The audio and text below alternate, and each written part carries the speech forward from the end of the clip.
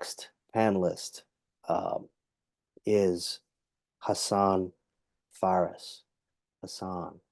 Um, Hassan Faris is a 26-year-old Los Angeles, California native.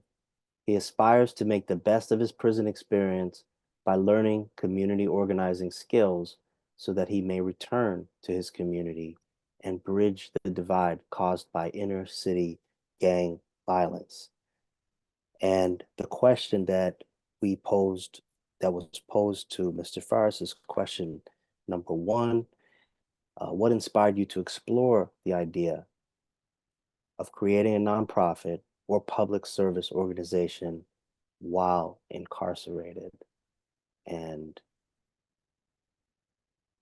we'll hear from him at this time. What inspired you to explore the idea of creating a nonprofit or public service organization while incarcerated?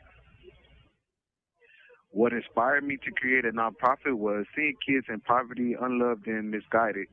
To start an organization where the kids and adults in poverty, unloved, and misguided can go for guidance, protection, and peace, that would mean the world to me. I can also see it making the world a better place because when a child is fed, clothed, sheltered, and guided properly, they're able to flourish multiple ways, becoming our next presidents, doctors, and philanthropists. Children are the future. Mike, I know you wanted to respond to this one. Yeah, so definitely short, sweet, and to the point. But I think far and away the most important part to understand when listening to Mr. Ferris's response here is the fact that he's been a full-time inmate of the carceral state since age 15. And so when he talks about what's inspired him to create this nonprofit, I think it's important to realize that he's really had next to no exposure to really the professional world in any capacity. And this is a great example of a gentleman who clearly has a ton of drive and passion to make the world better, but who unfortunately just has not been given any of the tools to make that occur. And so I just think it's so important here that that passion isn't allowed to die, and that we provide him with the resources because really, uh, the resources are going to need to start from the bottom up, as he's been unable to ever hold a job in the context that I think a lot of people do. First job at 16, learn the ropes, continue to work like that.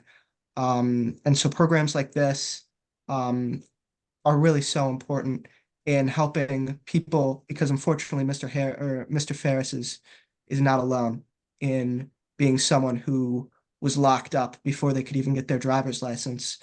And helping those people, I think, is really paramount because otherwise we're just going to send them back out into the world with no life skills and no capacity to help themselves. And at that point, you're just asking for recidivism. Yeah, I think that was really well said, Michael. I just wanted to add a couple of things or piggyback off of what you had said right there. Yeah, for Hassan, somebody who didn't really have, the full educational experience, for him to be able to recognize and to actively work towards, correcting where he may have gone wrong on his own path and trying to improve that for other people so they don't fall into that same category, in the incarceral state and all that stuff.